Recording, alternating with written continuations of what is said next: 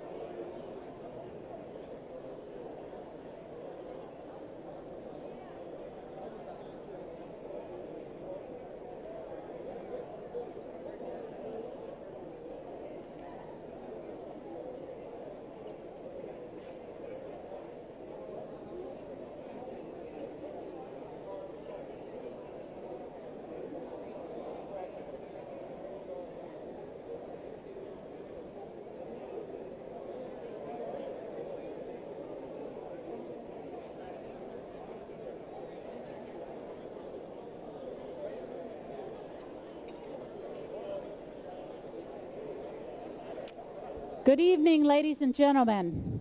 My name is Ann Womble, and it is now my pleasure to introduce to you the host for the evening. That is our County Chairman, Republican Committee of Lancaster County Chairman, Ethan Demme. Thank you.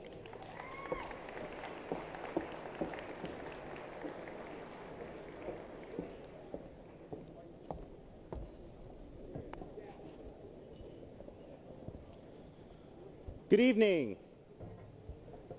Thank you all for coming out tonight. Feel free to take your seats. Move that a little bit.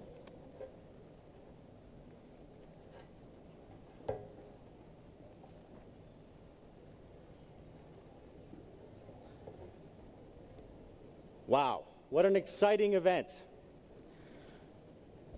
We planned a good evening for you tonight. It's so good that I'm a little envious of you guys. The Republican Committee of Lancaster County is embarking on a new course, and you are among the first to witness its resurgence, a resurgence that begins tonight. Our party is on the cusp of realizing a vision first put forward by our elder statesmen. We are returning the Republican Committee of Lancaster County to its former glory, and we are doing this by giving everyone in our party a role in its success. For example, we are moving forward with fresh ideas, but not without remembering and recognizing the hard work and dedication of those who have paved our way. Many of these men and women are in this very room with us tonight, and hopefully they are proud of what we are working so hard to achieve. As a committee, we have made a commitment to remain at our headquarters building at the corner of Columbia and South West End Avenues. We took that commitment seriously and have just finished the first phase of a major renovation project. The windows of our building, which were once dry rotted and opaque, have recently been supplanted with clear, bright, energy-efficient replacements. We've also made infrastructure changes to secure the building against water damage, and after years of disrepair, we've refinished our phone bank room and turned it into a true working victory center. And mark my words, ladies and gentlemen, we intend to claim victory here next week when our federal, state, and local endorsed candidates emerge victorious in the Pennsylvania primary election.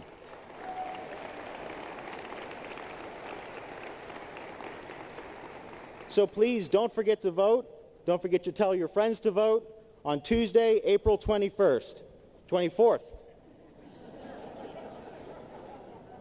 And though I'm speaking of it last, it was the first thing we did when we arrived. We lit the sign in front of our building to tell Lancaster County Republicans that your committee is back and your committee is hard at work and committed to claiming victory on your behalf. And we will succeed. We will claim victory. We are Republicans, ladies and gentlemen. That is what we do.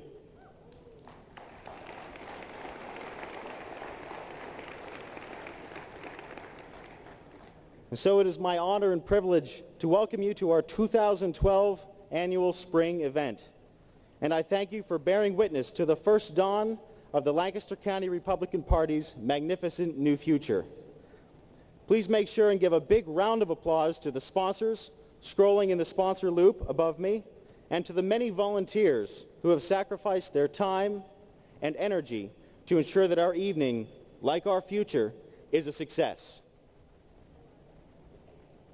Round of applause. There we go.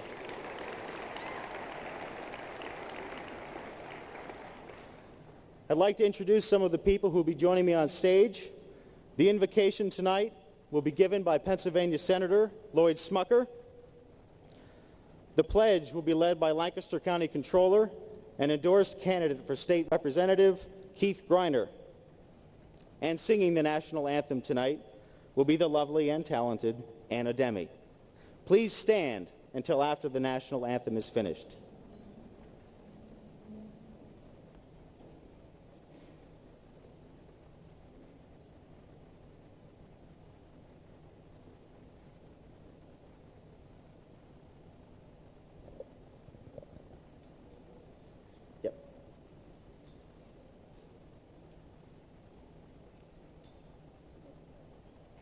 Hold on one second. What was that? No, you'll start with you.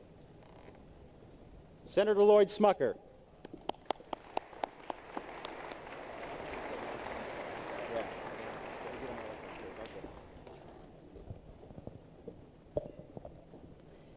Please bow your heads with me for prayer. Dear God, we give thanks for the many blessings you've bestowed upon our nation, where we enjoy the freedom to gather and to express our views. Thank you that here in our nation, individuals of many walks of life and of different faiths live and work together in service to our communities and our country. We ask for your guidance and help to always treat others with the tolerance, fairness, and justice that you have taught us. Help us to treasure the diversity of your people and to never lose sight of those whose needs are far greater than our own. By your grace, teach us to act always with integrity, humility, and love. Please give us wisdom and help us through your example and commandments to find the common sense and judgment to address the problems being faced by the individuals, families, and communities whom we are called to serve. Help us to do our duty with spiritual strength, moral clarity, and power of understanding consistent with your greater purpose. In all this and that which we acknowledge in our hearts and in our prayers, we are your humble servants. In your name we pray. Amen.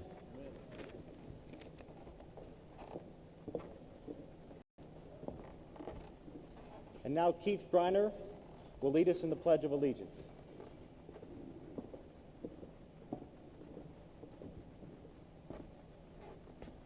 Everybody, please join me. I pledge allegiance to the flag of the United States of America and to the republic for which it stands, one nation, under God, indivisible, with liberty and justice for all. Thank you.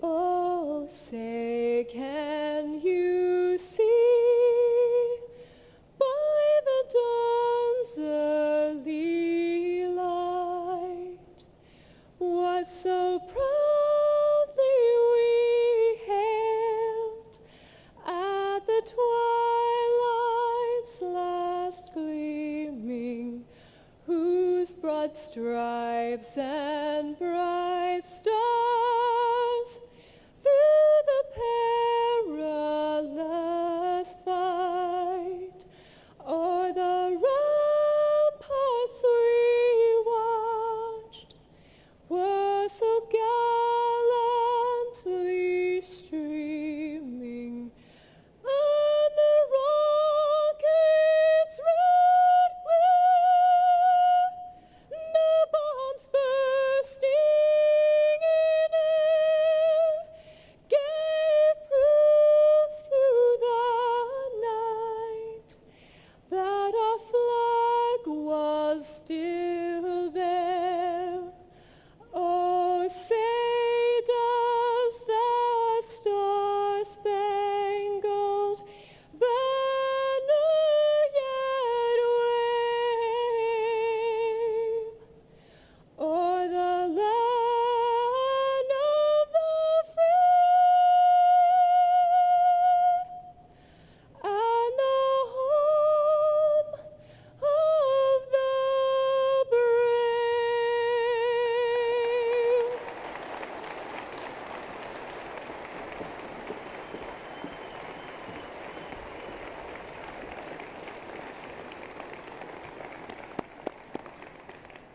Thank you, Anna. You may be seated.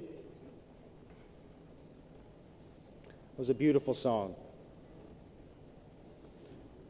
Our next speaker, who will introduce tonight's featured guest, is a woman who shatters the false war on women narrative currently being forwarded by Democrats in Washington and in Lancaster County. This woman is living proof that the word statesman is truly a genderless one.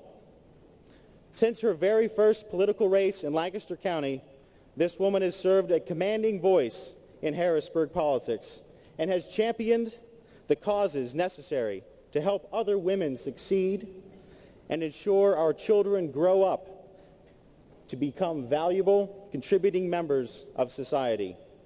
Ladies and gentlemen, please join me in offering a warm welcome to the matriarch of Lancaster County politics. I present to you the Honorable and the Affable, former Representative Katie True.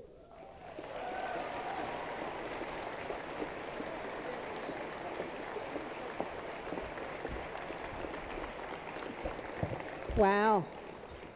Boy, this is terrific looking out at all of you. Nice to be here. Thank you very much, Ethan. And good evening, everyone.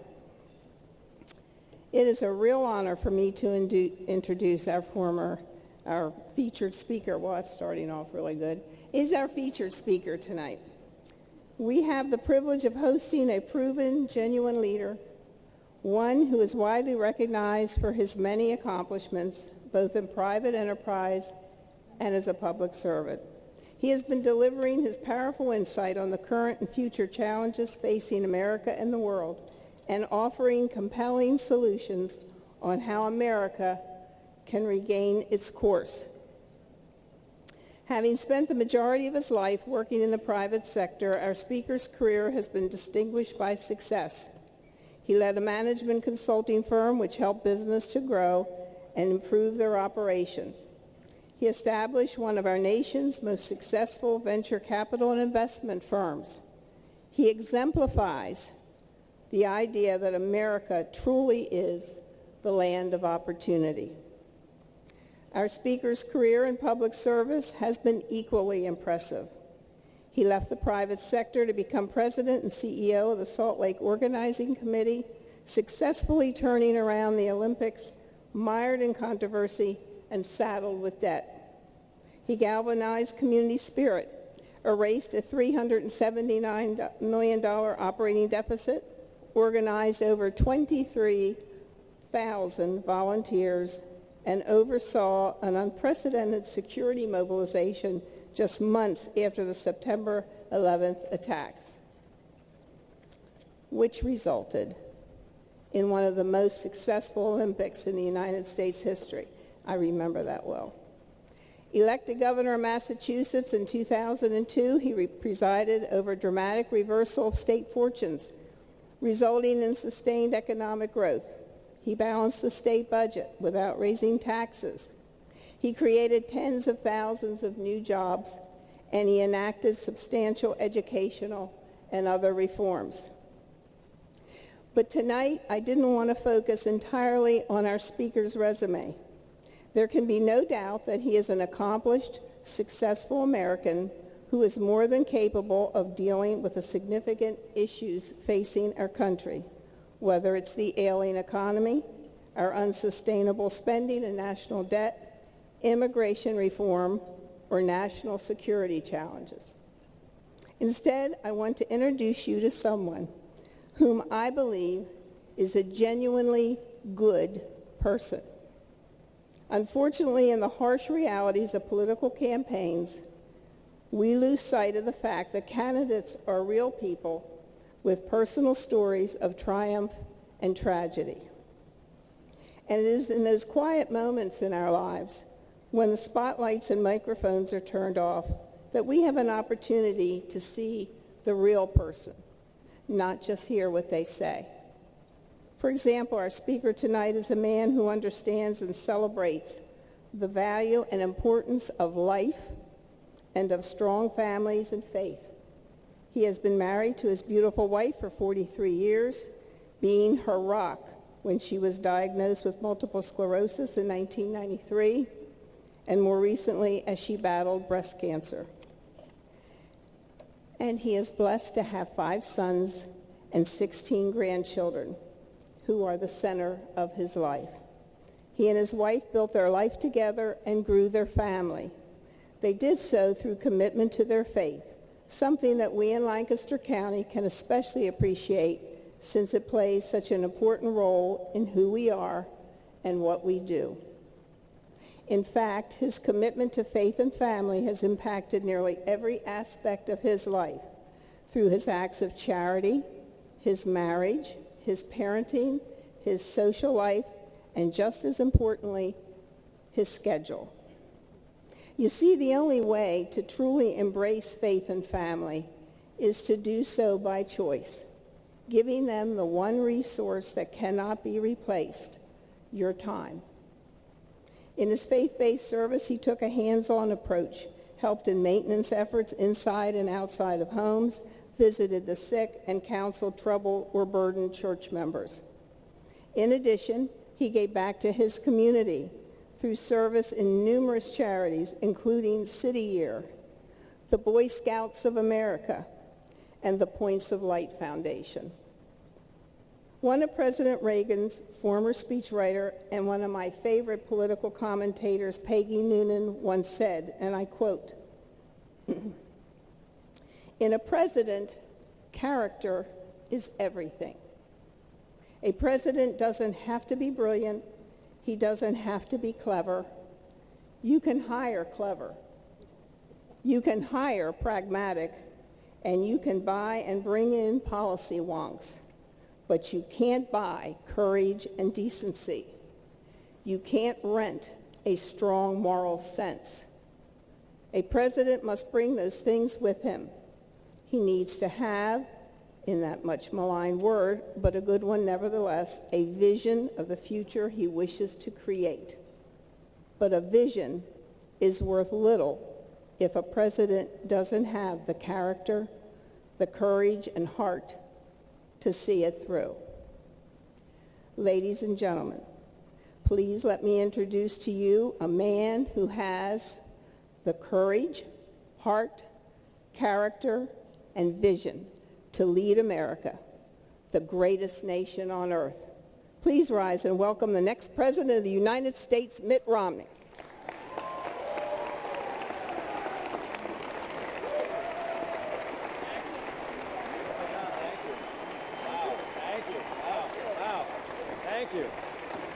Thank you. Thank you, please. Thank you. Wow, this is a lot of Republicans, I'll tell you that. Thank you. Gosh, there are more Republicans in this room than I have in Massachusetts. It's an honor to be here. Lancaster County, boy, there are a lot of Republicans here. Boy, do I want your support. We're going to win the White House in November with your support. You know that?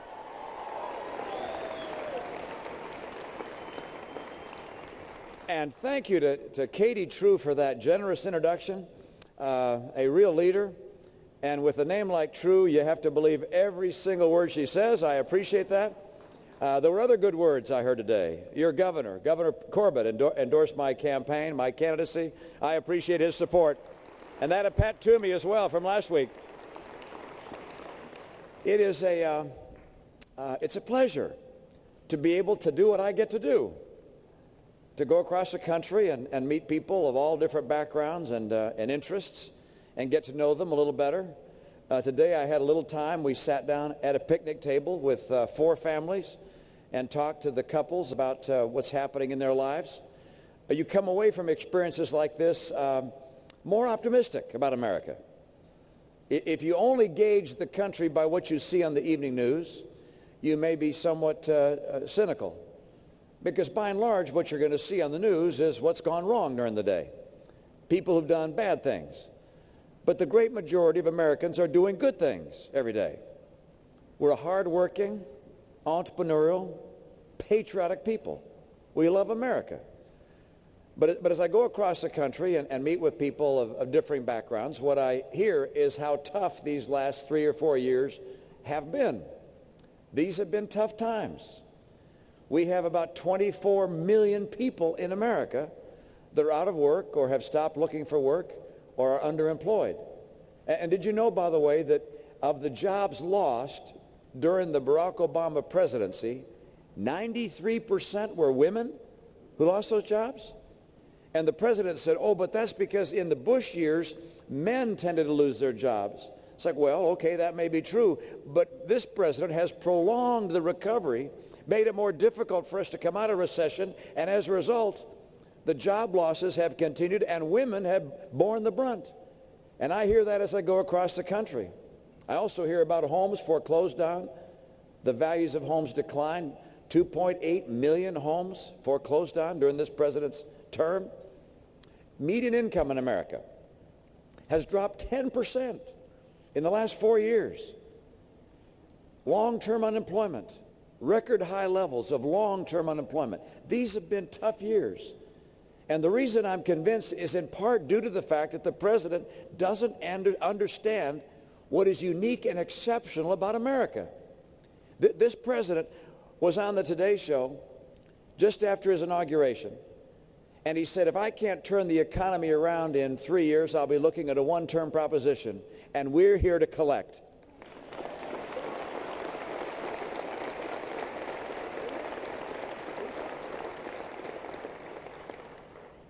This nation was founded upon unique principles. And those principles, in my view, are what is essential to truly igniting our economy. And it's those principles which have been violated in some respects, attacked in some ways, that have kept this economy from rebooting and allowing Americans to go back to work and to have confidence in the future. The founders, when they established the nation, wrote these words. They said that we were endowed by our Creator with our rights. Not the state, not the king, but our Creator. And that made the citizen the sovereign and the government the servant. And among our rights are life, liberty, and the pursuit of happiness. We would be free in this nation to have political freedom, economic freedom, personal freedoms, and economic freedom would be that which would propel our economy to lead the world. It was an extraordinary idea that instead of having a government tell people what enterprises they should enter or what they should do with their businesses, that individuals, free people, creating free enterprises would create an economy that would lead the world, and it has. And yet we've seen from this president a nonstop series of attacks on personal freedoms, religious freedom, and economic freedom. And his attacks on economic freedom have not only hurt the capacity of America to create jobs, they've made many wonder whether America can keep up with our obligations and the promises that should be delivered to our children in the future. Now, when I say the president has attacked economic freedom, let me just describe some of the ways that's happened. And you know perhaps as much as I do in that regard. But first of all, of course, taxes. Taxes, by their definition, limit our economic freedom. They take money from our enterprises and from free people, and they go to government. Now, for that reason, you want to keep them absolutely as small as possible and use them for things that are absolutely essential, like our national defense and like our schools and care for our seniors. But this president has a very different view on taxes. On this tax day, look at what he's proposing. He wants to raise the tax rate, the individual marginal tax rate, from 35% to 40%. Now, don't forget the impact that would have on jobs and the economy, which is so vital to our economic freedom. Because 54% of America's private sector workers are employed in businesses taxed at the individual rate, not the corporate rate, but the individual rate. And so when you raise those taxes from 35% to 40%, you kill jobs. That's what raising taxes does. These Democrats out there, they want to raise taxes. Look, we should be concerned about jobs and getting people back to work. With 24 million Americans out of work or stopped looking for work, this president has violated that trust. We need to get Americans back to work. That is the kind of leadership we'll finally bring to the White House.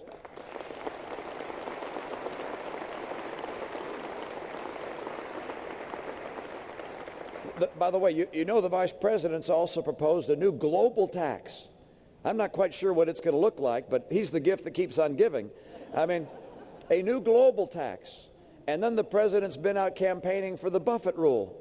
And people took a look at that Buffett rule. This really was a gimmick. It wasn't a serious proposal to help with the deficit or to help create jobs. It would do the opposite. It wouldn't create jobs.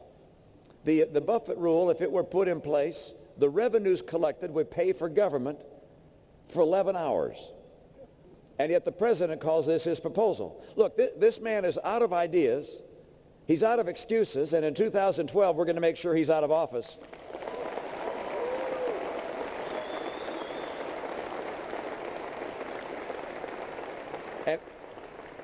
And it's not just with taxes that he's been attacking economic liberty.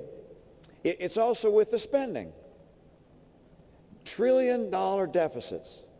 Trillion-dollar deficits. And you have to be sure that if he were reelected, the next 4 years, you'd see trillion-dollar or near trillion-dollar deficits, putting us on a road to Greece. This is where we're heading. These kinds of deficits are bad economics. They could put us into economic calamity. But even more than that, they're immoral. I think it's wrong, unfair for my generation to pass on to the young people of the future debts that we haven't paid for, and we've got to stop it.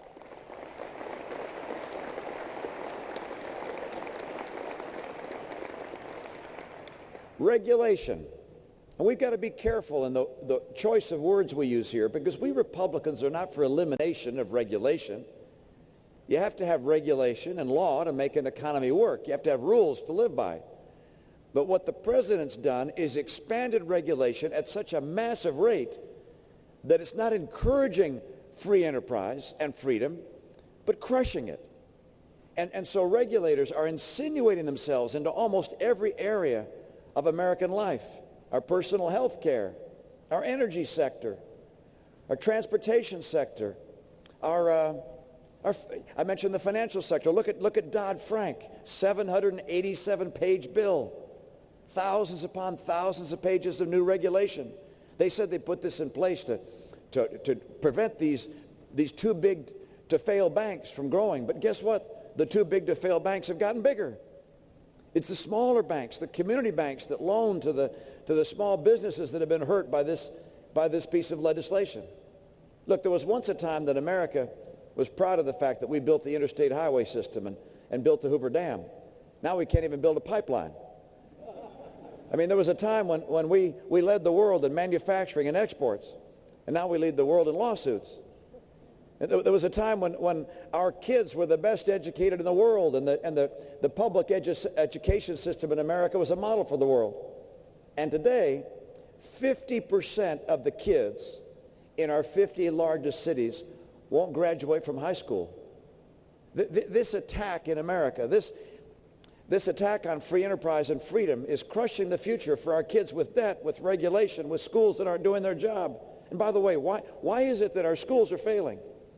And that's too often because the President takes his direction from the teachers' unions and puts the teachers' unions ahead of our kids. It's time for that to end and put our kids first again.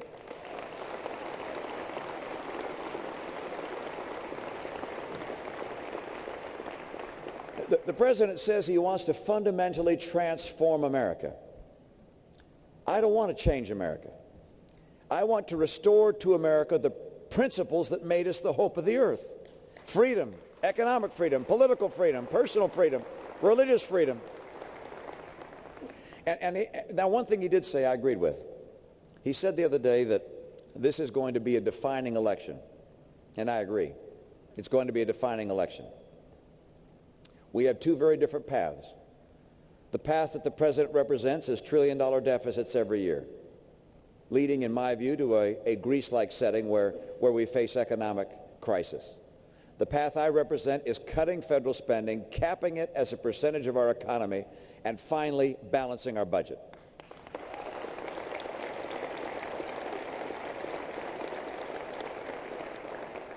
The path he represents is crony capitalism, which is taking care of your cronies. In this case, it can be private sector or public sector unions. It can be saying to Boeing, you can't build a factory in South Carolina because my union friends don't want you to be able to build in a right-to-work state. It could be saying, I'm going to take money from taxpayers and giving it to companies that are owned by people who contributed to my campaign, like Solyndra and Fisker and Tesla and Enter1. By the way, the president wants to pick winners and losers, they say. That's wrong. He just wants to pick losers.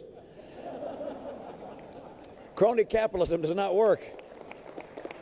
I do not want to see America go down the path towards crony capitalism. I want to restore the principles of free enterprise and a free marketplace so people know what the future holds and are willing to invest and have economic freedom, which is the result of those things.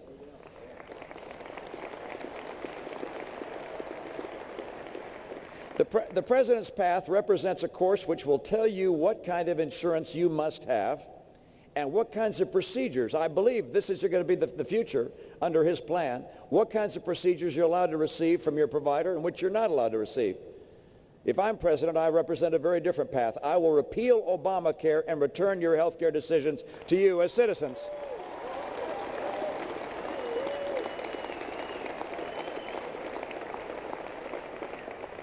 With regards to energy, the energy sector is a place which is critical for jobs, not just for the people who work in the sector, but for all of the enterprises that rely on energy being at a reasonable price to be able to have goods produced at a reasonable price or services delivered at a reasonable price. And so the president's view on energy was spoken in a way I found unusual the other day. He said he's for all of the above when it comes to energy. And I tried to square that with what he's done.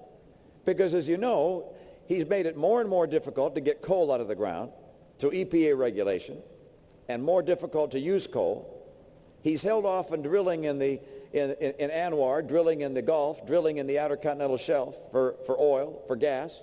Made it more difficult to get gas out of the ground by trying to get the EPA and other federal agencies to regulate fracking in the Marcellus Shale and other places around the nation. So how can he be for all of the above? And then I figured it out. He's for all the stuff that comes from above the ground, which means wind and solar. We all like wind and solar, but we also like the stuff that comes from below the ground. We like coal and oil and natural gas, and we'd like to develop more modern nuclear technology.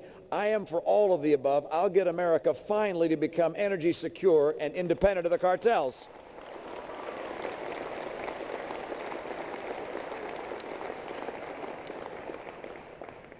This is a critical time for the country. It is going to be a decisive point as to whether America is going to remain the leader of the free world with free enterprise, with people pursuing their dreams, building enterprises of all kinds. And their success does not make us poorer. The success of people in this nation pursuing their dreams makes us all better off. There was a time in America when we celebrated people who had a great idea and maybe just a corner of their garage was devoted to starting a business, and they created enterprises that employ fellow Americans. This president seems to find that unacceptable. He attacks Americans. I find it an extraordinary thing to watch the president attack one American after the other, find scapegoats to try and blame for the fact that he's been a failure. If I'm president, I'll commit to this. We will remain one nation under God.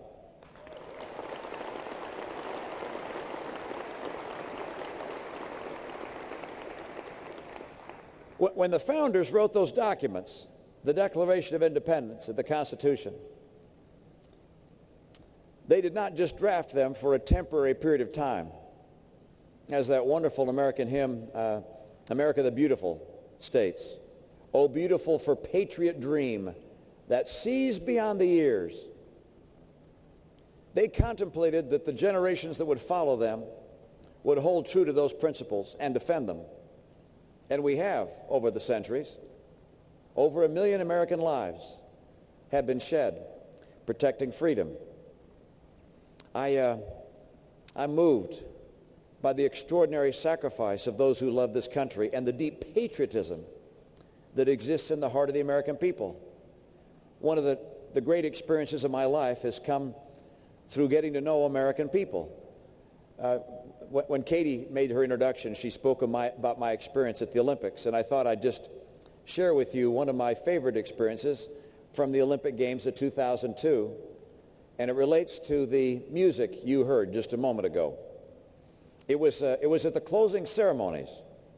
And the Vice President Cheney, came to the president's box and he said, Mitt, I wonder if you'd select one athlete to come sit with me to represent all the American athletes that have participated in these Olympic Games.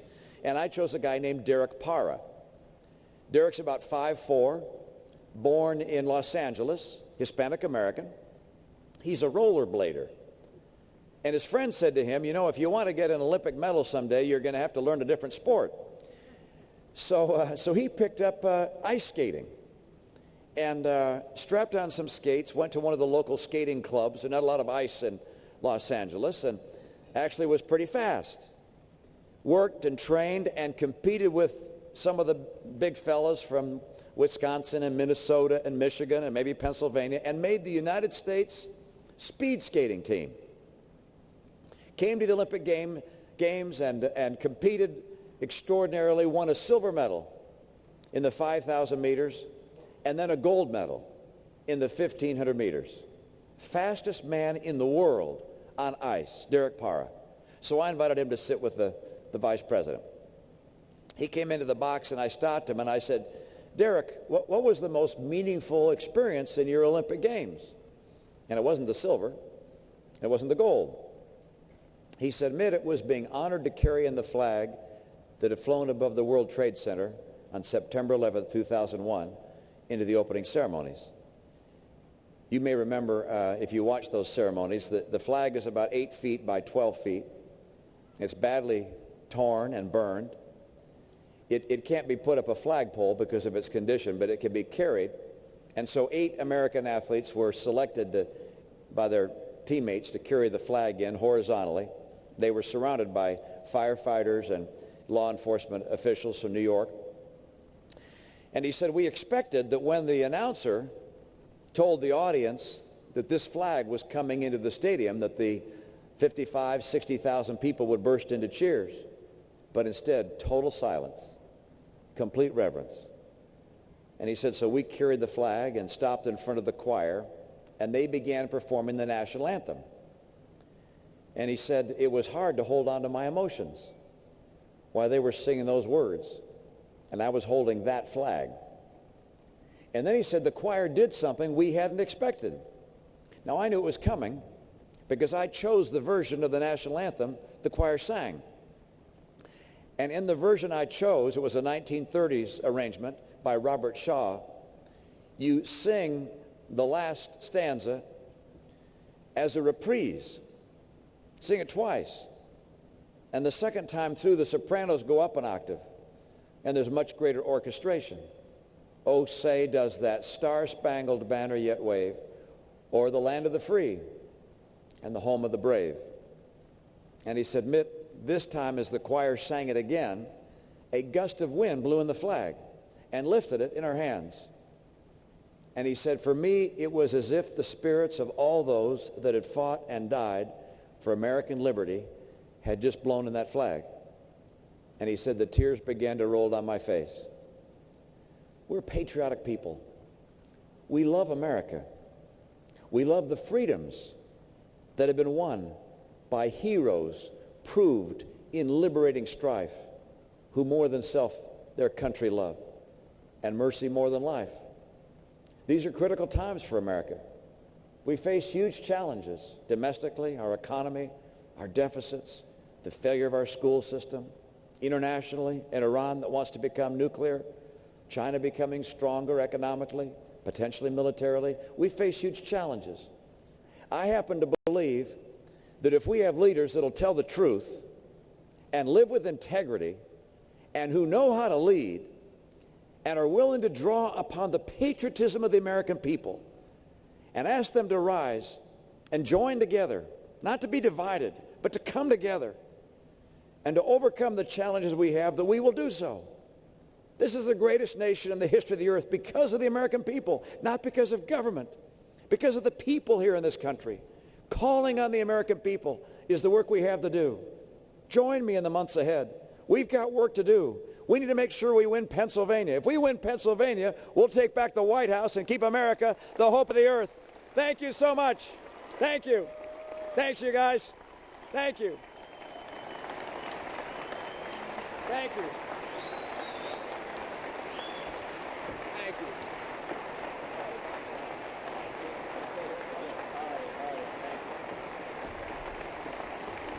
Thank you, Governor Romney.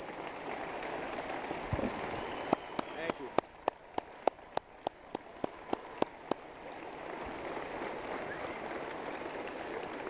We have a small gift to be presented to you. It's a taste of Lancaster County, home of the whoopie pie and Wilbur chocolate. It's a sweet gift for you as a foretaste for a sweet victory on November 6th.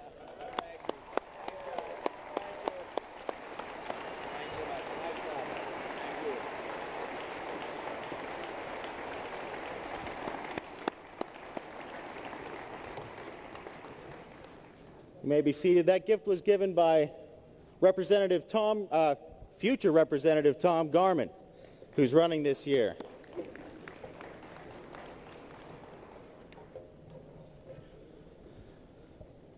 So start enjoying your dinners. We're going to start serving the food now. And while you're eating, we're going to continue with our program. You're going to get to hear from some of our statewide candidates. We'll be bringing them up, so enjoy your meal, but also pay a little bit of attention up here. And how great was that speech without even a teleprompter? That's what I heard down here.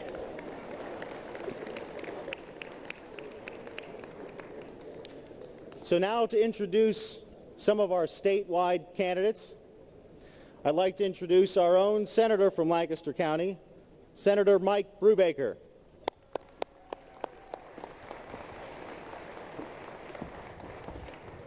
Good evening.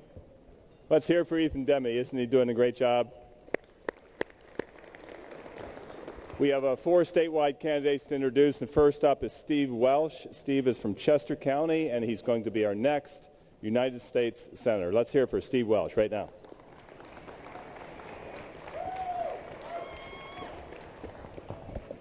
Thank you, Senator, and thank you for all of your support of you and your colleagues. I am new to politics, and I will tell you, I have learned that the most thankless job in all of politics is being a county chair. It pays nothing, and everybody is mad at you at all times. So to our chairman here, thank you for everything you do, Ethan. Yeah, I think we need to, this is a big event. We need a round of applause. So as I was saying, my background is different. In fact, the press has referred to me as the nerdiest of candidates in this race. That's because they don't know what to do. I'm an engineer by training, and they don't know what to do with a non-lawyer running for the United States Senate. I'll tell you, I went to Penn State. I graduated from Penn State with a mechanical engineering degree. Started a company a couple years out of school in Chester County called Mitos. And we manufacture the back-end systems that are used to manufacture a lot of vaccines and biological drugs that are in the marketplace today. And I will tell you, at 23, I was pretty naive. I went to banks to try to borrow money. And I will tell you a little story. Back then, this is a decade ago, banks didn't lend money to entrepreneurs with an ID on a napkin. They certainly didn't then. They don't now. But I bootstrapped that. And over a decade, turned it into a global company. After selling it, I wanted to help others do what I had done. I will tell you, I am at heart, I'm a problem solver. I love seeing the need in a marketplace, building a solution for that need. So I started a company called Dream It Ventures. And the concept behind Dream It was to help entrepreneurs take an idea on a napkin in a very short, intense period of time, turn that idea into a viable business. In the last 4 years, we've turned out 64 companies from that program. Been featured in Forbes, Wall Street Journal as a new model for American innovation.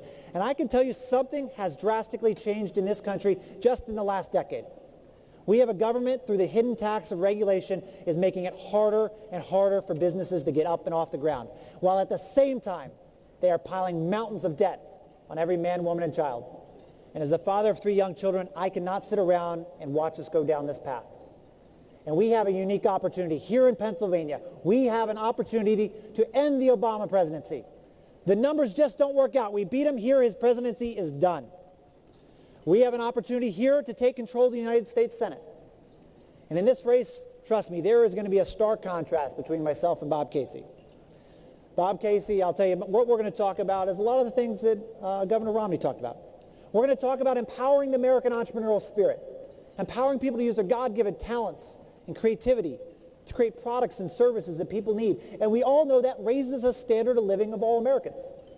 And we're going to contrast that with the Obama-Casey agenda, an agenda that is based purely on a top-down approach. an approach in this idea of a one-size-fits-all, top-down government approach, an approach that has failed throughout time, it has failed throughout geography. We're going to talk about being the next generation, to hand over in America in better shape than we found it, something that every generation before us has done. And we're going to contrast that with the Obama-Casey agenda that I believe is based purely on selfishness. There's not another word for it. You know, when you look back at Bob Casey in 2006, it's actually quite comical now. He ran talking about balancing the budget. He ran talking about being fiscally responsible. He ran claiming he was going to be an independent voice for the people of Pennsylvania. This is a guy that has voted with President Obama 98% of the time. That is really hard to do. And for those of you that are here with your spouses tonight, I challenge you over the next week, start keeping track of how often you agree or disagree with your spouse. And I suspect many of you may disagree with your spouse more than 2% of the time. Of course, I agree with my spouse 100% of the time, so we get that crystal clear. So I'm not going to let Bob Casey get away with claiming he's an independent voice. He is nothing more than a rubber stamp for Barack Obama and his big government agenda. You know, in this race, he's going to try to run on who he's not. And in his defense, I don't blame him. He doesn't have much of a choice. But I'm going to be run on who I am. And from the start, I've been up front with the voters across the state and in this room about my partisan past. Because I think we need leaders that are up front and lead by telling the truth. And as you all know, probably I'm being attacked right now by another member in this race. I'm being attacked by a gentleman that literally has never voted in a Republican primary. I'm being attacked by a gentleman in this primary that has been a Democrat for 42 years. I'm being attacked by a gentleman that has been a Democratic elected official in the 70s, 80s, and as recently as 2010. So let me make sure we're crystal clear on this issue. I voted for John McCain for President of the United States. Okay? Please tell your friends. But I think it is important that we acknowledge that past. I think it's important that we acknowledge that in the early part of this decade in Washington, in many ways we lost our way. We let spending grow out of control. We let earmarks run rampant. We let corruption filter through the system. And in this state, we lost hundreds of thousands of voters. And I was one of them. But when I saw the Obama, Casey, Reid, Pelosi agenda, I came running back, committed to making sure that we never abandon our principles again. And I wasn't alone. 2010 gave rise to the Great Tea Party movement. They helped us elect Pat Toomey, helped us elect Tom Corbett, helped us win up and down the ticket in 2010. And I am positive if we take that same fight, that same winning energy with us in the 2012, we will install in the White House our values. We will install in a new Republican majority in the Senate our values of limited government, personal responsibility, fidelity to the Constitution, and family values. Second chances in life are a true blessing. In 2010, the voters gave us a second chance. And as your U.S. Senate nominee, I will travel to every corner of this state to make sure we win back those voters that we lost in 2006 and 2008. I'm going to use my story, my personal story that we talked about of starting a business from scratch, my political story. And I'll tell you, there is growing concern. As you travel across the state, there is growing concern about the rise of China and India and the emerging markets. And I'll tell you, I read 1,000+ business plans a year. We are the most innovative society the world has ever seen. Nowhere else on earth is it even close. I've been in manufacturing plants on almost every continent. And I can tell you there is nowhere else in the world as productive as the United States. And as soon as we get this government out of our business, we will see this economy take off once again. And I look forward to working with each and every one of you between now and November 6th to make sure we get this country back on track. I cannot do it alone. No candidate up here can do it alone tonight. But what I assure you is, together, we can rebuild the Republican Party. We can bring people in. Together, we can win elections, but most importantly, we can win the hearts and the minds of the people of Pennsylvania on why our values matter and why they have made this the greatest country in the history of the world, and that is the only way policy is going to follow. Thank you, and God bless.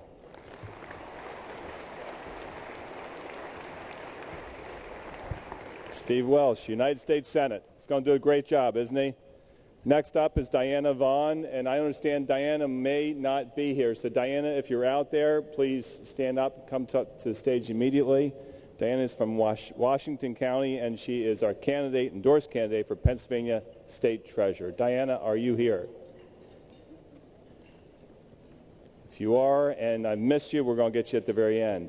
John Barr is next up. John is from Allegheny County. I'm pleased to introduce John as the endorsed candidate for the next Auditor General for the Commonwealth of Pennsylvania. Let's hear it for John Marr.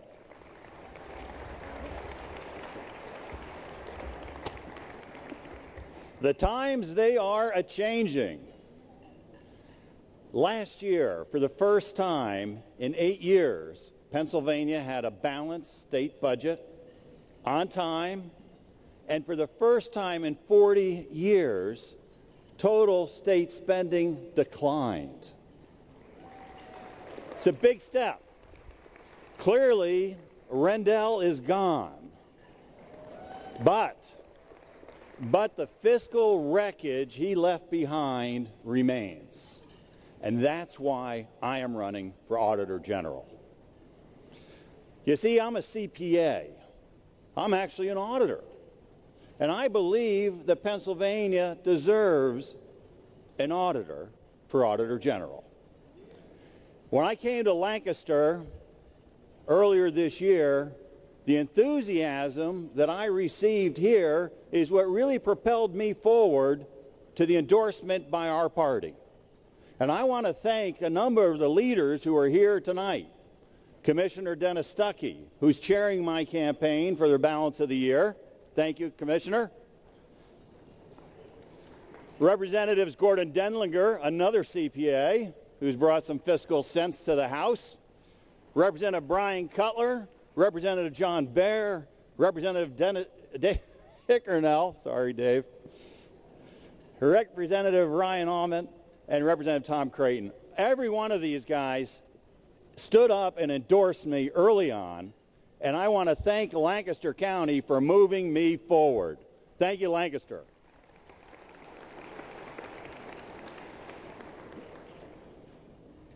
I am a CPA who's built businesses, and the last time I was in this room, I actually had a seating problem. And the seating problem was not the fault of the staff. It was really a self-created problem. See, the last time I was in this room was for Pennsylvania's annual dinner recognizing the best places to work in the state. And I had been involved with building 2 of the companies that were here that night. So the question is, where did I sit? And I mention this to let you know that I know how to build, I know how to lead. I've done it in the real world, and I loved doing it in the real world. I am an auditor. I love to audit. But I was shaking my head about Pennsylvania. And I decided to step away from pursuing my personal wealth and to come to public service. I'm proud of my pro-life, pro-Second Amendment, pro-jobs voting record. I'm proud that I've led the fight for reform from within with the open records law and the lobbying law, both of which I wrote. I believe sunshine is a great disinfectant. And if I am Auditor General, I don't know where that light's going to wind up shining. I do not know what I will discover, but I guarantee you I'm going to discover a lot, and you will know about it. And Pennsylvania will be a better place. So I thank you for being here tonight, and I thank you for supporting John Marr, the CPA, 4PA Auditor General.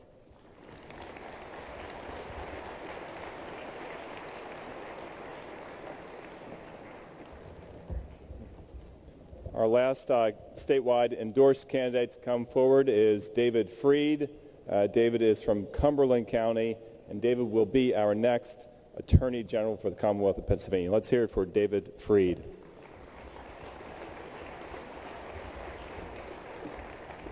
Thank you, and good evening, everybody. I want to thank you for the invitation. It's very nice to be close to home. We started out this race on December 6th talking about experience and qualifications, and that's what you'll hear me talking about as we go into the fall. I'm fortunate not to have a primary. There's a primary on the other side of my race, and one thing that we'll be talking about in addition to experience and qualification is the contrast between myself and whoever comes out of the primary. And let me lay out a very brief contrast for you. One of those candidates is endorsed by Bill Clinton. The other candidate is endorsed by David Axelrod. I'm endorsed by Lancaster County DA Craig Stedman.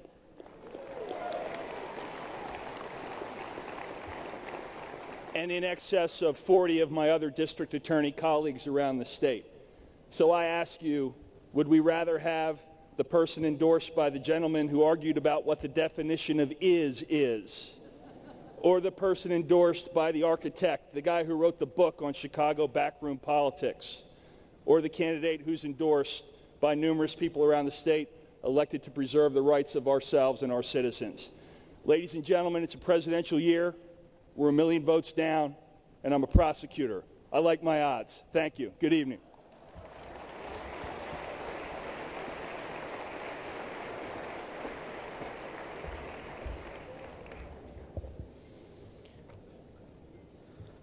All right.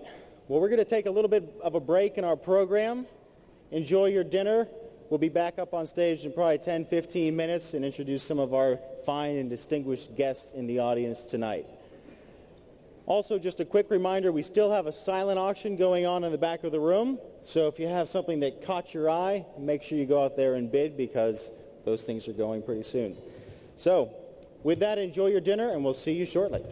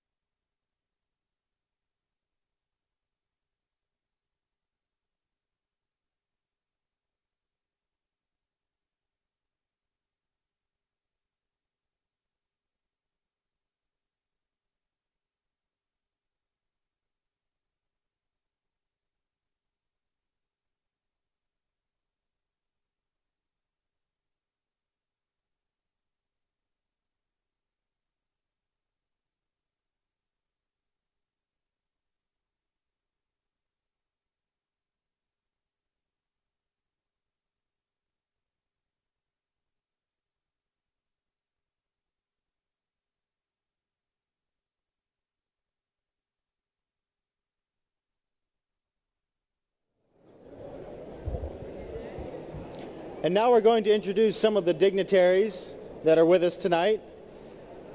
And to introduce them, our leadership and special guests is the chairman of the Lancaster County Commissioners, Scott Martin, and Lancaster County Prothonotary and endorsed candidate for alternate delegate in the 7th Congressional District, Catherine Wood Jacobs. Give them a hand.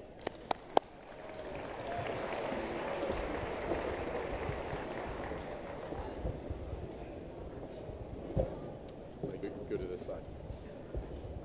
Is that better? Lots. I want the box. Let's try that again. All right, let's do it the other way. Okay. That's better. It's our pleasure to introduce the Republican leadership in Lancaster County, and please hold your applause until after each group is introduced. As you are introduced, please rise and remain standing until after all are introduced. The Executive Committee of the Republican Committee of Lancaster County, Ethan Demme, Chairman, Bonnie Bowman, Vice Chairman, Keith Vogt, Treasurer, and Jill Gagliano, Secretary. Let's give them a round of applause.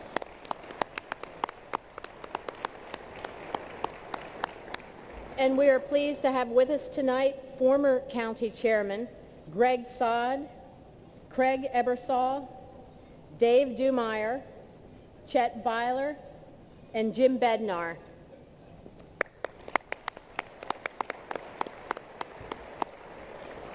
We're also honored tonight to have Congressman Joe Pitts and former Congressman Bob Walker.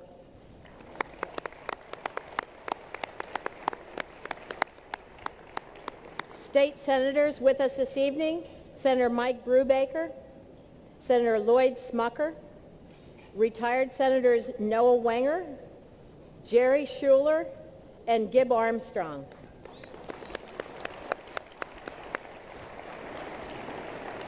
Our state representatives, Ryan Aument, John Baer, Scott Boyd, Tom Creighton, Brian Cutler, Gordon Denlinger, David Hickernell, and our retired state representative, John Barley.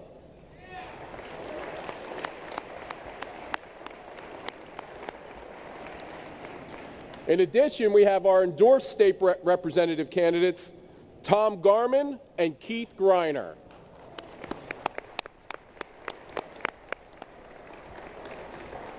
Our county commissioners, Scott Martin, chairman, and Dennis Stuckey.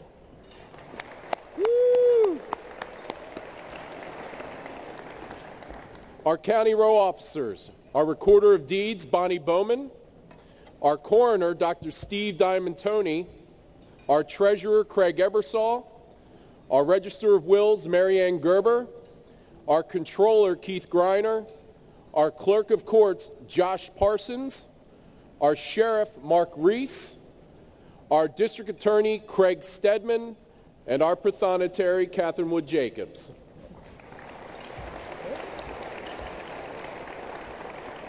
State committee members, Glenn Byler, Jamie Detweiler, Jerry Fleury, Alicia Kloiber, Mary Lynn Lavender, Elizabeth Lehman, John Lehman, Mary Ann Ober, Abby Odell, Josh Parsons, Michael Pickard, Kirk Radonovic, Donna Reinecker, and Scott Wigglesworth.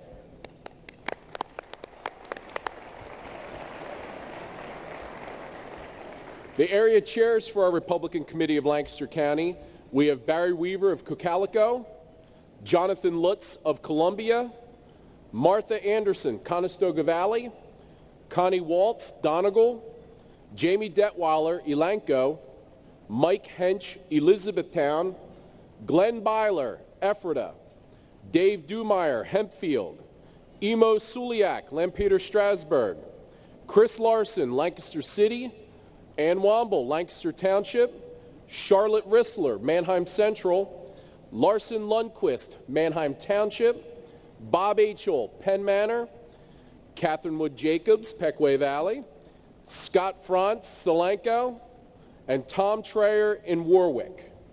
Let's give them a round of applause.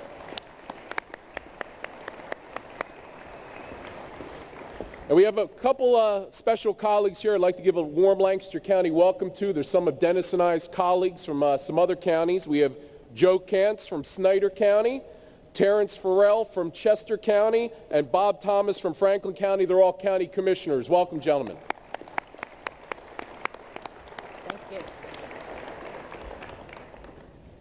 Do I get the box now? You do. No, thank you.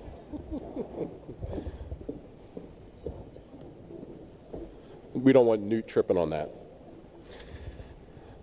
It's now my honor to introduce our endorsed delegates and alternate delegates to the Republican National Convention, and it's very critical that we support these endorsed candidates.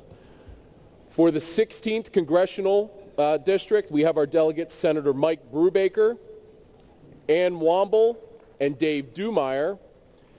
The alternate delegates in the 16th Congressional District, our candidates are Marilyn Schnee, Ethan Demme, and Representative John Lawrence.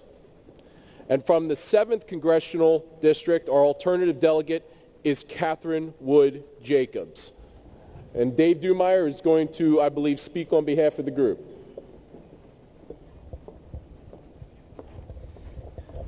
Thank you, Scott. When I got my newspaper this morning, as many of you did, out dropped the voter's guide. I immediately paged to the list of National Convention delegates, and there they were, all 9 delegate candidates and 6 alternate candidates listed in a row with nothing to distinguish any of them, which should make the voters angry because many of the candidates for delegate or alternate are committed to voting for a specific candidate at the convention, despite whom you, the voters, choose as your preferred presidential candidate. It's a shame because Pennsylvania election regulations allow delegate candidates to list on their petition their commitment to a specific presidential candidate, and many of these delegate candidates have chosen not to disclose that information. Voters therefore have no way of knowing which candidates are committed and which are not. And that should make you mad. Thankfully, the county party has endorsed a slate of 6 delegate candidates and alternate candidates who are committed to you, the voters, and will respect the results of your vote for president. So don't just choose randomly. Choose the endorsed slate of candidates. But how can you tell who they are? Well, while you're mad about the lack of designations, vote MAD, M-A-D. For the 3 endorsed 16th Congressional District delegates, select Mike Brubaker, who's in first place on the ballot, the M in MAD. Next, go to the 5th position and select Ann Womble, the A in MAD. Finally, go to the bottom of the list and select me, Dave Dumeier, the D in MAD. Mike, Ann, Dave, MAD. And for 16th Congressional District alternate delegates, there are 6 candidates. Our endorsed candidates hold the odd-numbered positions.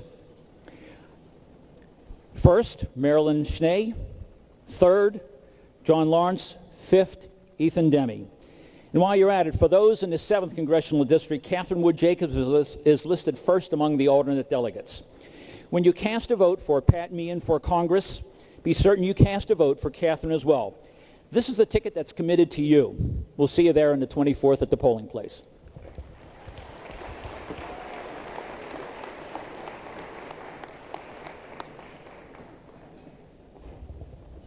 Thank you, Dave, and good luck to our delegate candidates.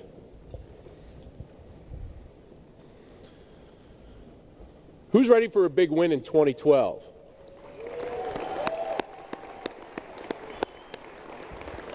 Make no mistake about it, it's going to be a lot of work and a lot of hard work to do. A lot of us have been taking part in elections for a very long time. We know it's going to be a fight, and we know what's at stake. Fortunately for us, though, throughout these years, even when times are difficult, we've been sending a gentleman to Washington, D.C. to represent the 16th Congressional District. Everyone in this room knows that Congressman Joe Pitts represents Lancaster County values. Day in and day out, he is down in D.C. fighting for the things that are most important to us. Small, limited government, individualism, that rugged individualism that we all yearn for. He's at the center, as he's on the subcommittee for health, the center of the Obamacare debate in Washington, D.C.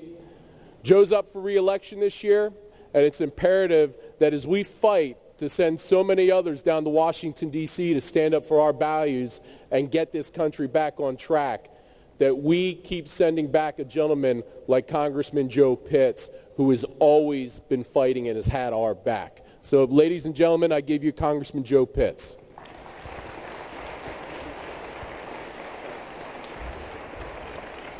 Thank you, Scott. Good evening. Barack Obama wasn't just elected when we were going into a recession. To a great extent, he was elected because we were going into a recession.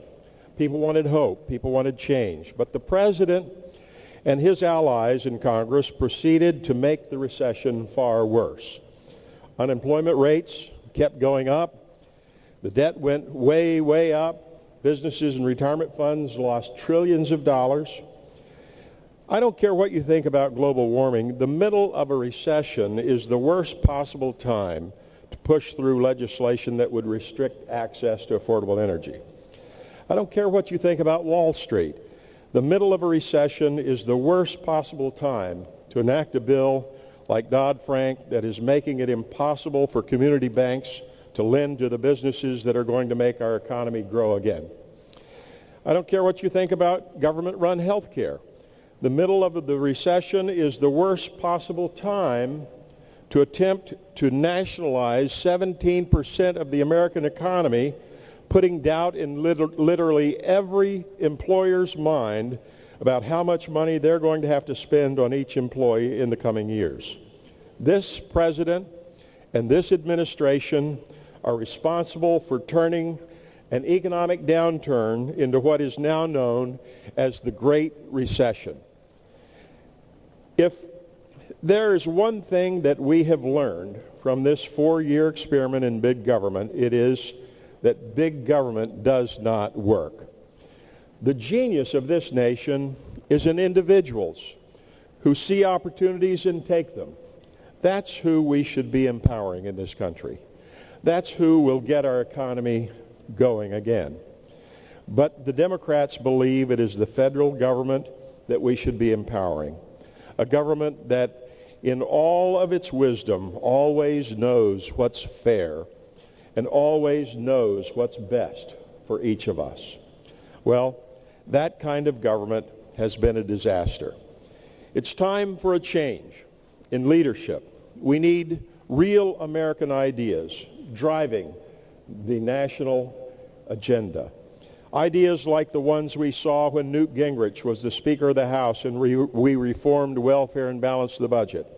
Ideas like the ones that come from Mitt Romney, who has actually succeeded in the private sector and created the capital that creates jobs and prosperity for this nation. And I also want to mention that America is facing another crisis, a crisis of values. From ancient civilizations to modern times, wise people have always known that the traditional family is the fundamental building block of society.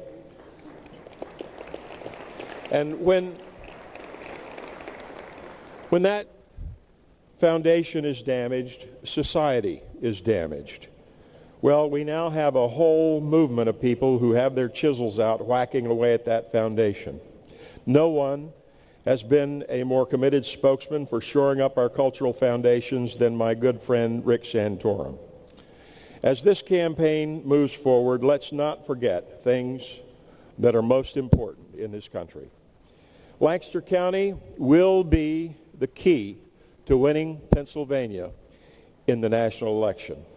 And those of us who worked 4 years ago on the campaign remember how effective the Obama ground game was. We need to beat them at their own game this time. America's worth fighting for. Together and with all of our efforts, we can save this country from going over the brink. Thank you for being here, for your support. And Chairman Demi, thank you for this great event you sponsored this evening. Thank you and God bless.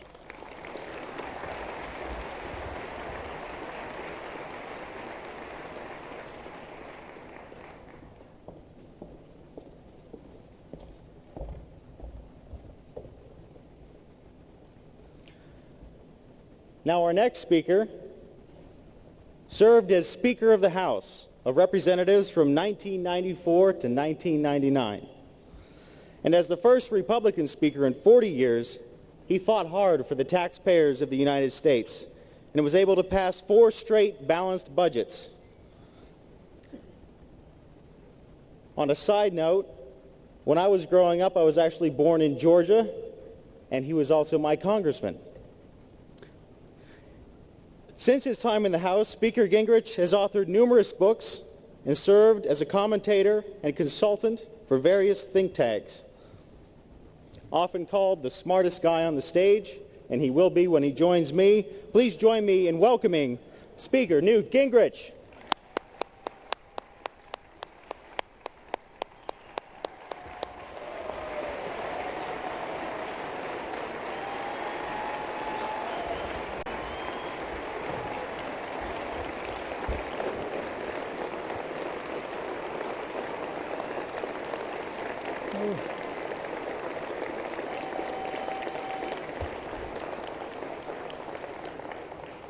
Well, thank you all very much. Thank you, first of all, for coming out tonight, because these kind of dinners and these kind of opportunities to build and strengthen the local party are at the heart of a free society. So I'm delighted that you're here. It was great backstage to see Congressman Joe Pitts, who's doing a great job and who you can be very proud of, and who will lead the way in replacing Obamacare with something that will work. And so we're delighted.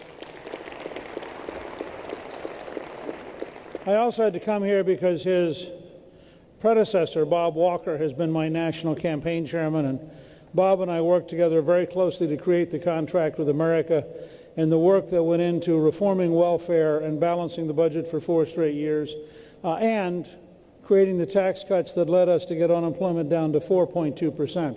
Owed a great deal to what Bob Walker had done, so I'm thrilled to be back in what was once his district. You know, as somebody who was born in Harrisburg and spent the first 10 years of his life in Hummelstown and Middletown and Steelton, I grew up, a few of you are old enough, you'll remember this. I grew up when Channel 8 would come on the air early in the morning with a test pattern. And they would send this, the younger people all think this is insane. You know, it's describing a world that can't possibly exist. And they would spend some time, the engineers, stabilizing the test pattern to stabilize the signal. And then you'd watch TV all day, and it's black and white. And at the end of the day, about midnight, they would have the Star-Spangled Banner, the flag waving, and a Navy jet would fly past. Now, a few of you probably remember this. I tell that story to modern audiences and point out to them that this was back in an era, well, I think when it first started, it was the only TV station in central Pennsylvania. And nowadays, most of you have multiple channels. Some of you may have 400, 500, 600 cable channels, and you still can't find anything worth watching in the evening. Now, if I had a theme for why I've stayed in the race, why I got in the race, and what I'm really concerned about at its heart, it could be captured by the experience of Channel 8 when it was black and white and was only on the air for part of the day. The world has changed dramatically, but the U.S. government hasn't. The fact is, we need to modernize Washington as decisively as the transition from black and white television part-time to iPads and iPhones and all of the capabilities we have today. And government has clearly been captured by bureaucracies, ideologies, and interest groups which have blocked the future. You saw a sad symbol of that today when the great space shuttle flew for the last time, and the Discovery was carried on a Boeing 747 and circled around Washington before going to the Smithsonian. As an example of what's wrong with Washington bureaucracy, in the last 10 years, NASA has spent $181 billion without successfully developing a replacement for the space shuttle. And it makes you wonder what those thousands of people in the NASA headquarters do all day, since they don't have a manned vehicle to actually do space. And I have this image of them sitting around all day thinking space thoughts and holding meetings to discuss the possibility of someday planning so they could have a conference to contemplate whether or not they would begin to think about someday developing the possibility of applying for a grant to consider the chance that you could actually go back into space.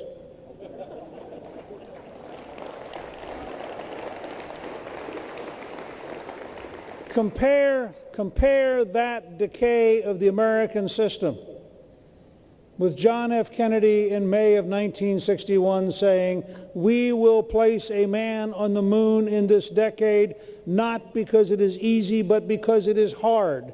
And the process of testing ourselves against the hard things is what makes us Americans."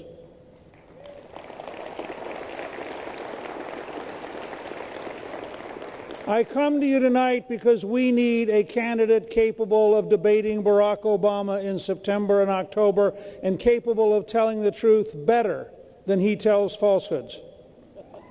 We need a candidate who can draw the difference between the radicalism of Saul Alinsky and the basic documents of the Declaration of Independence, the Constitution, and the Federalist Papers. And we need a candidate who understands that America has been about citizenship and freedom, not about bureaucrats and centralized government. And Obama is the greatest threat to the continuation of American civilization in our lifetime, and this is the most decisive election of our lifetime.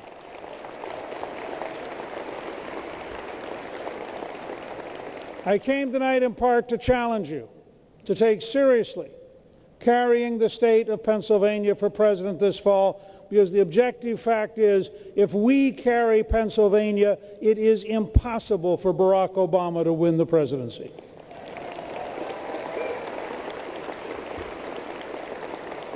And you may ask, how would you carry Pennsylvania? First of all, you carry it by telling the truth. This is the worst economic record since the Great Depression. The policies of Barack Obama have kept millions and millions of people unemployed, and the real unemployment rate is dramatically higher than what we are currently being told, because the objective fact is millions of people have dropped out of work and even looking for work out of despair at the anti-job socialist policies of this president. So first we should go to every household in Pennsylvania. And we should say to people, this is the most effective food stamp president in American history. And if you think food stamps are an adequate future for your children, you should be for Obama. But if you would like paychecks and a job, then you need to vote with us for change.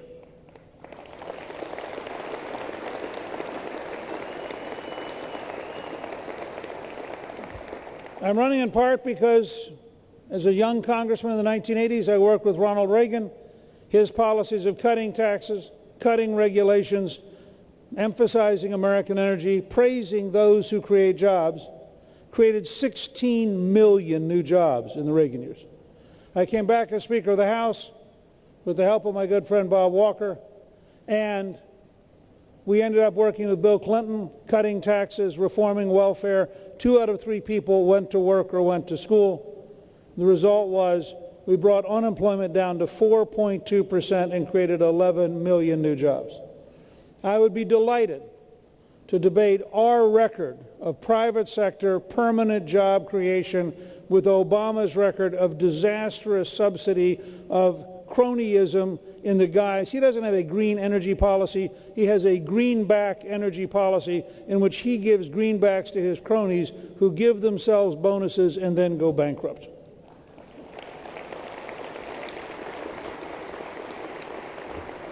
We need to be the party that says flatly, we need an American energy independence policy so that no future president ever again bows to a Saudi king. And if we go to work for energy independence, which means developing offshore, developing federal land, going to 100% expensing for all new equipment so people can write off the expenses in 1 year, We will, by the end of the decade, be the largest producer of oil and natural gas in the world, and the price will come down dramatically. I get questioned by the news media about setting as a goal $2.50 a gallon or less. Well, let me give you the facts. New technologies, innovation, exactly what this John F. Kennedy was trying to get done, has opened up the world of natural gas, as many of you know, in western Pennsylvania. It's opened up the world of natural gas to such a degree that we went from a 7-year supply in the year 2000 to a 125-year supply today. We've increased the production of natural gas by 11% since 2008, and the price has come straight down. It was $7.97 a unit in 2008. It is now $2.05 a unit. We have the least expensive natural gas of any industrial country in the world. It's already starting to create jobs. Even Barack Obama has said it will lead to a minimum of 600,000 new jobs in the next decade.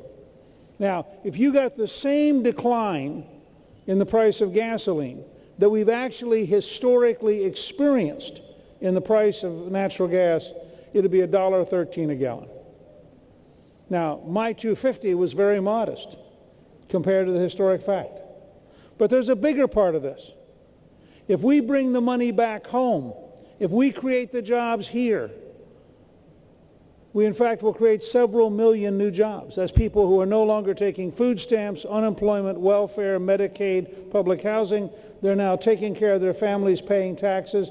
There is no single step that moves you towards a balanced budget better than getting people back to work so they're off the government and on the private sector actually paying taxes and increasing government revenue.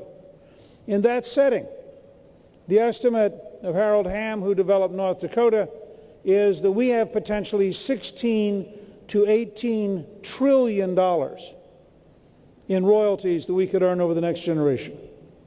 Now, what that means is if we were to impose fiscal discipline on Washington, and you have to impose it, the reason we got to a balanced budget in the 1990s is we insisted on it. If we were to insist on balancing the budget and then take all that royalty money and put it into a brand new debt repayment fund, we would in fact be in a position to pay off the federal debt in the lifetime of the youngest people who are here tonight.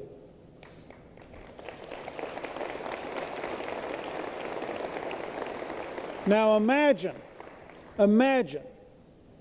a policy which on the one hand means we no longer bow to the Saudis, and on the other hand means we no longer worry about Chinese bondholders, because in one policy we've created American jobs, kept money at home, increased royalties to the federal government, paid off our national debt, and lowered the price of gasoline simultaneously. That is what sound, conservative, strategic planning should do.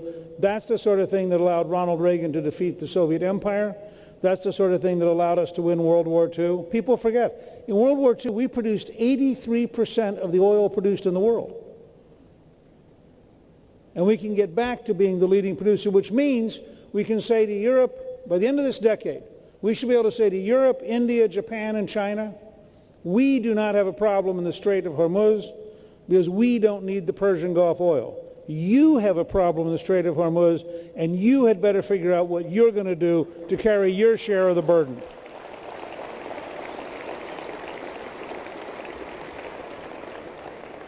And let me say, part of what we should debate is pretty straightforward. As Commander-in-Chief, I will never apologize to foreign radicals while they were killing young Americans.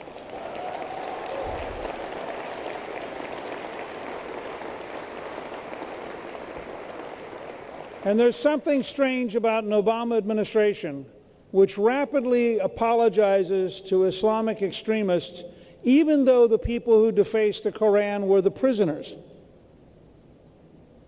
And yet at the very same time they are apologizing, they're waging war on the Catholic Church and every right to life group in the United States. Now there's something wrong with this picture. The administration has now said, as part of its new policy of sensitivity, that which others hold sacred, we will treat as sacred. Well, that's fine, but if it's good enough for Afghanistan, maybe it should be good enough for America. So maybe that means that crosses could go back up. Maybe that means the Ten Commandments could go back up. Maybe that means we could actually...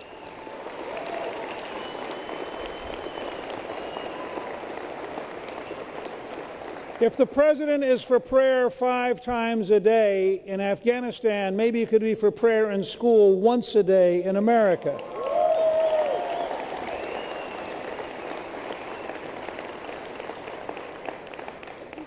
Let me give you one last example, because we have to have a conservatism which in the Reagan-Thatcher tradition gets in the habit of being back on offense. It isn't enough for us to complain and defend. We have to communicate vividly to every American. And to carry Pennsylvania this fall, we need to communicate vividly to every Pennsylvanian of every background. So, the Obama administration wants to work on a United Nations Small Arms Treaty, which is actually a deliberate design by the left to take away the Second Amendment rights of Americans. I don't think it's enough to just oppose it. I spoke to the National Rifle Association Friday, and I challenged them. I said, in the Gingrich administration, we will introduce a treaty to codify for every human being in the world that they have the right to bear arms as a part of their God-given liberty, and people around the world would be safer if the Second Amendment applied everywhere in the world. Think about places like Darfur, where it's the predators who have the weapons. It's the rapists and the murderers who have the weapons. It is the innocent who've been disarmed. And the time has come for us to stand up. Why did the Founding Fathers, by the way, the Constitution does not give you the right to bear arms. The Constitution says the right to bear arms shall not be infringed, because the right predates the Constitution. It comes from your Creator. It's one of the unalienable rights. And why did the Founding Fathers believe this? Well, Adams writes about it, and Madison writes about it, and they're very clear. When the British went out to Concord and Lexington in 1775, they knew how to drive peasants and how to suppress rebellions. But they hadn't faced Americans. And they suddenly found themselves not dealing with peasants who had pitchforks, but dealing with American militia that had been training for 6 months. And they were decisively defeated. And they ran back to Boston. And that happened because the Founding Fathers understood that if you're going to be the land of the free, you have to be the home of the brave.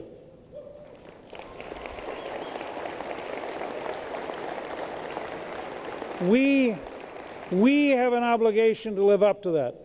A constitutional conservatism which draws on the wisdom of the Founding Fathers and which recognizes that each one of you personally is endowed by your Creator with certain unalienable rights, that God gives power to you personally and you are sovereign. You loan power to the government. The government never loans power to you. And the difference between us and Barack Obama is simple. We understand that Americans are citizens and the government is supposed to be a public servant.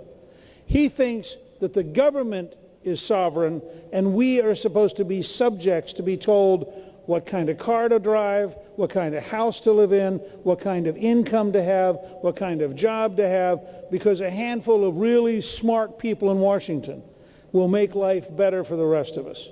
Now that's a debate. If we have the nerve to go do it, and we say to every American across this country, would you feel better with your life being run by a Washington bureaucrat?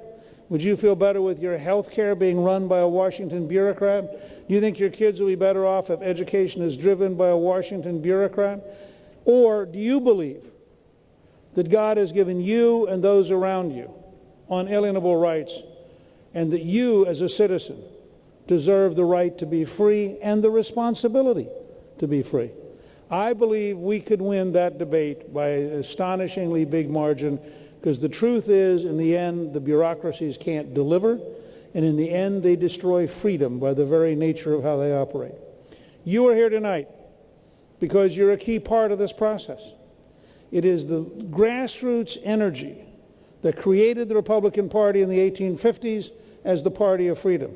It was the grassroots energy that led the Goldwater movement to establish conservatism once again.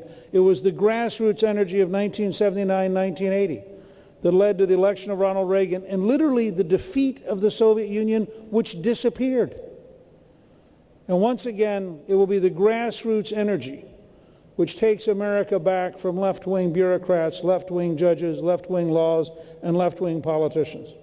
I came tonight to ask you to consider voting for me next week and to vote for my good friend Bob Walker and Cliff Frick, who are both our candidates for delegate. I am thrilled to be here tonight.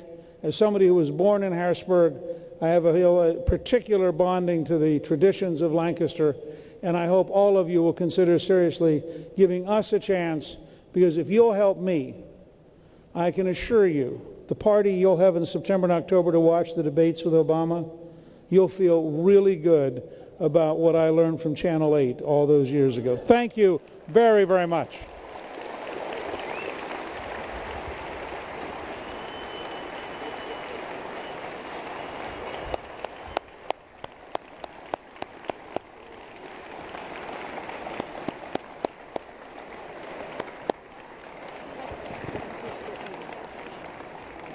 And we have a gift for Speaker Gingrich from alternate delegate candidate to the National Convention, Marilyn Cheney, to show you our thanks for coming and speaking and spending time with us tonight. Thank you very much. Nice. Thank you.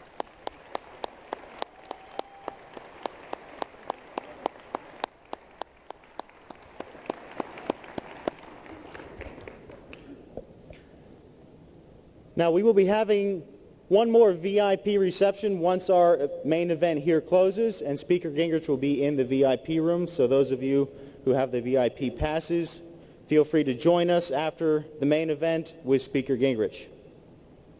I do want to take a moment and recognize two people that were overlooked. Our apologies. I want to recognize Kathleen Harrison, our jury commissioner, and also Tom Baldridge, who's president of the Lancaster Chamber of Commerce. Give them a hand.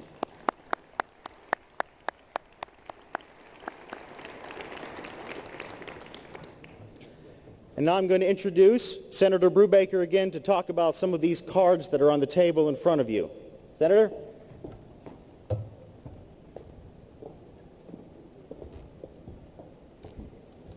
Good evening again. For some reason, they've asked me to speak about money. On your table, if a table coordinator could find the envelope in the card, there's a card, 3x5 card on each table with an envelope. On one side of the card, it asks for a donation from 25 to 50 to 100 to 250 to 1,000 to other. So if you're in a position to offer a $10 contribution or greater, you might consider that tonight. And if you do consider that tonight, the Republican Party of Lancaster County would be immensely grateful. So contributing financially to your party is one way to participate. You've already done that by being here, so thank you for that. Let's give each of you a round of applause for contributing tonight.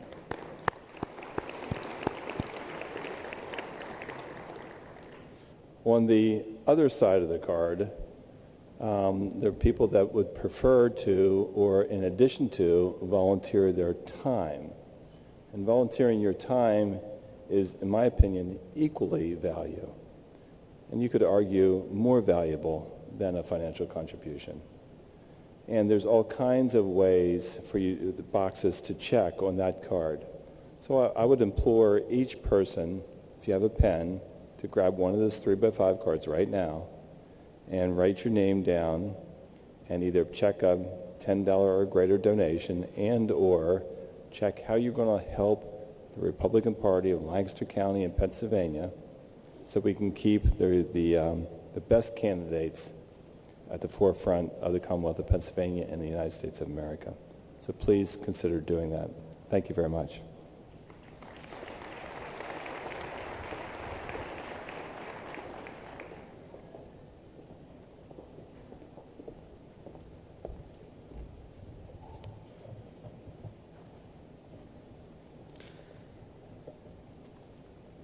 Now I'm going to take a little bit of your time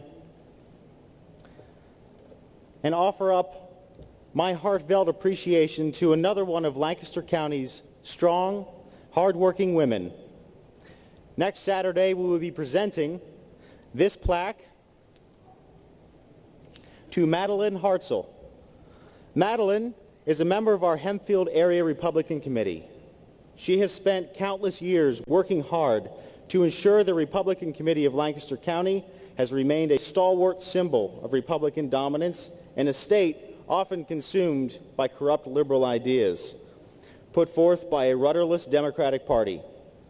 While the Democrats are struggling to reclaim their own identity, it has been Republicans like Madeline Hartzell who have made sure the Republican Party's integrity is matched only by its tenacity. Madeline couldn't be here tonight, but trust me when I tell you, her tenacity is the stuff of legends. Give a warm round of applause for Madeline Hartzell. We'll be giving this to her on Saturday.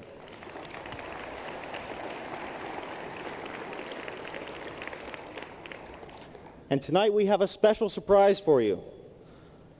Governor Romney has donated some items, as well as Speaker Gingrich and Senator Brubaker. So we're going to have a quick live auction of just 4 items. So I'm going to ask our committee man, Scott Wigglesworth, to come up on stage and auction off those items. Give him a round of applause, please.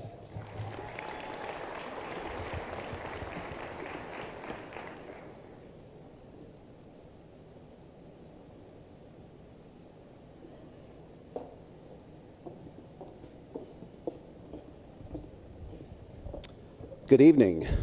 What a wonderful event we've had here tonight. Well, I guess we're going to wrap it up with a live auction here. And folks, if you can bear with me, it's awful bright, so I'm going to have a little trouble seeing. So no winks or nods. If you could raise your hand for me, that would be great. We're going to start things off with the book signed by Mitt Romney,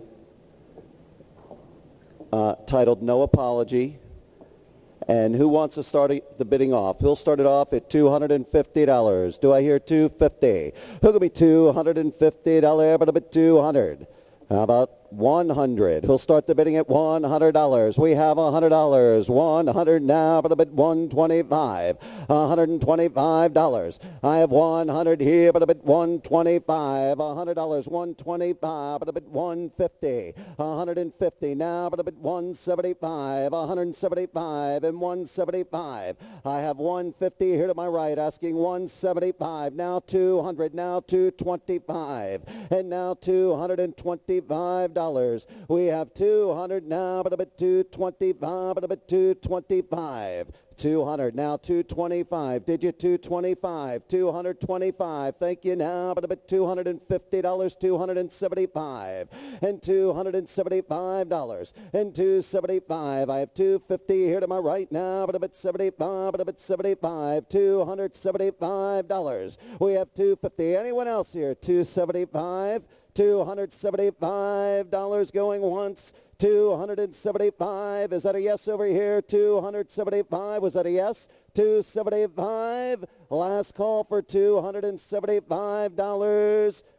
$275. Thank you. Now $300. Now $325 and $325. Thank you. But a bit $350 here. But a bit $375 and $375. But a bit $400. And now but a bit $4. Is that a yes? $400 now. But a bit $425. But a bit $450 here. But a bit $475 and $475. $500 now. But a bit $550 and $550. But a bit $600. But a bit $650 here. But a bit $650. Thank you. But a bit $700. And now but a bit $700. And now but a bit $700. Did you want it $700? Yes. And now $750 and $750 now but a bit $800. $800 now but a bit $8 here but a bit $850. $850 now but a bit $900 and $900 and $900 now but a bit $900. Is that a $1,000 bid? Thank you. $1,000. $1,100. $1,100 now but a bit $1,200 and now but a bit $1,200 now but a bit $12 here but a bit $12 and now $1,300 but a bit $14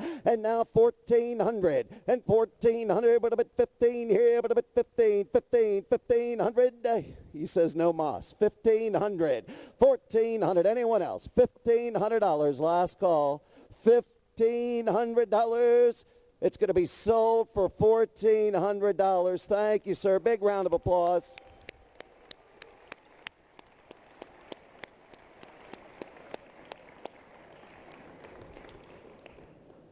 Our next item is an autograph photo of our next President of the United States, former Governor Mitt Romney. Who'll start the bidding at that? Who'll start it off at $1,500? Who'll give me $1,500 and go up a bit $1,500? How about $1,000? Who'll give me $1,500?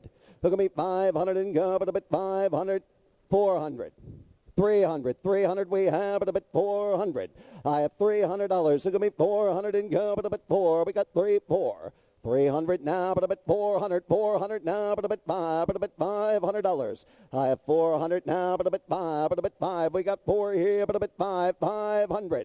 And now, but a bit $500, but a bit $6 here. We have $500. $600. We have 500 bids. $600. $500 now, but a bit $6 here, but I give $6 here, but a bit $6 here. Anyone else? $500 now, but a bit $600, but I give $6 here, but a bit $6 here. Don't want to miss anybody. $600 going once.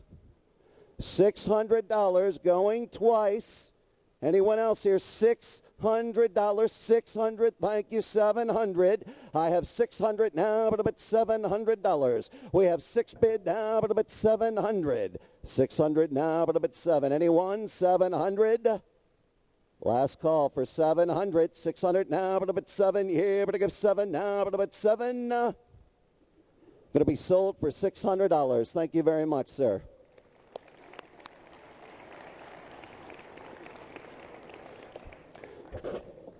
Ladies and gentlemen, our next item is a rather impromptu item. It's going to be donated by the former Speaker of the House, Newt Gingrich. He will donate and give it to you in person, the tie that he is wearing tonight. You will also get an autographed picture with him at the VIP reception directly after the dinner, once we wrap up. So who wants to start the bidding on that one? Who'll start it off? Who can be 500 and go, but a bit 500? Yes, 500, $600. 500 now, but a bit 6 here, but I give 600. We have $500. It could be 600. 500 now, but I give 6 here, but a bit 600 now, but a bit 6 here, but I give 5, 6. 500, 6. Don't let them scare you away, folks. 500, 600. 500 now, but a bit 6 here, but I give $600. Look at me, 600 now, but a bit 6 here, but I give 6. Is that a bid in the back? 600. 500, 600 now, but a bit 6 here, but I give 6. Anyone else? 500, $600, 500 now, but a bit 6 here going once. 500 asking $600 going twice. 550. Should have known there's one of those in the crowd. 600, 650, 650. Yes, sir, 650. 6 and a half, but a bit $700, but a bit $750, and $750, sir, and $750 now, but a bit 7 and a half, but a bit $750. I couldn't tell my friend Ian. $750. We have $700 now, but a bit $750, but a bit 7 and a half. Again, going to be last call. $750. $750 now, but a bit $800, and now, but a bit $850, and now, but a bit $850 here, and now, but a bit $850. Well, guys, $850, $800 now, but about $850 here. Again, going to be last call, $850. Sold, $800. Thank you.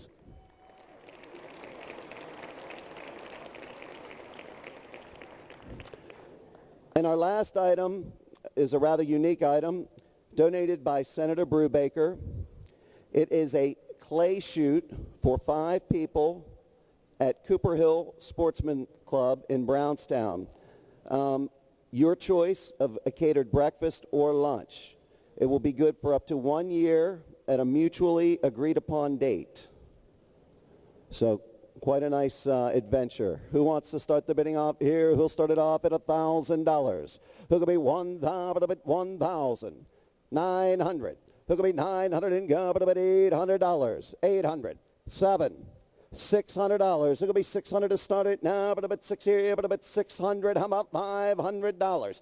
500 I have, but a bit 600. I have $500. It could be $600. We have 500 now, but a bit 6 here, but I give 600. And 5, 6 now, but a bit 600 here, but a bit $600. 500, 600. I got 500 now, but a bit 600. 5, 6. Where's my $50 bidder? 550, 550, 550. Now, but 600, and now, but 600 here, but 600. We have 550, 600, and 600, $600. 550 now, but 600 here, but was that a yes? 600, 556, 5 and a half now, but $600, but 6 here, but 650, and 650, and $650. I have 600 here, but 650 now, but $650, and 600 now, but 50 here. Going once. Thank you. 650, 700. $700. We got 650, but 700. And now, but 7 here, but I give 7. Sir, $700. We have 650, asking 7. 700. Now, but 7 here, but 7. Are we all through? This will be last call for $700. Going to be sold $650. Thank you.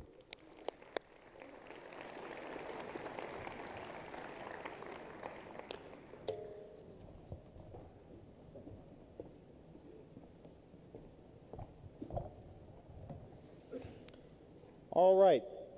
We have some winners of our silent auction. I'm going to mention your names, and then you can go pay right after this.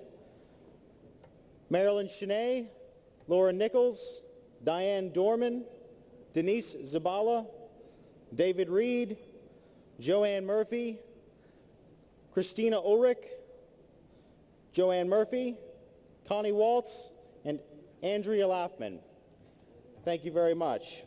All right, and for our last thing this evening before the VIP, Anna Demi will be coming back up to lead us in singing God Bless America. Ladies and gentlemen, please rise.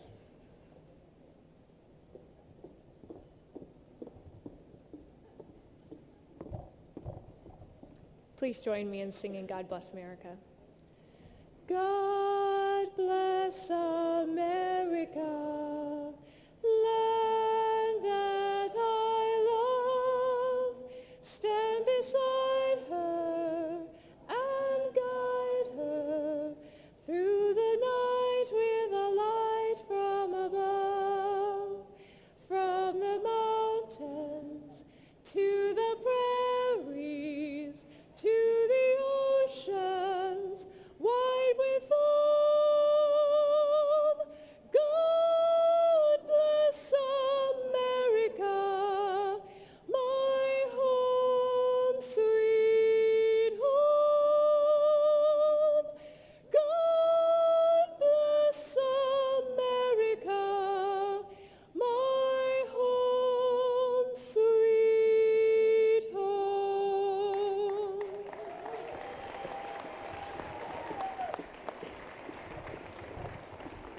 Thank you all and have a great night. Remember, we do have one final VIP reception with Speaker Gingrich. Thank you.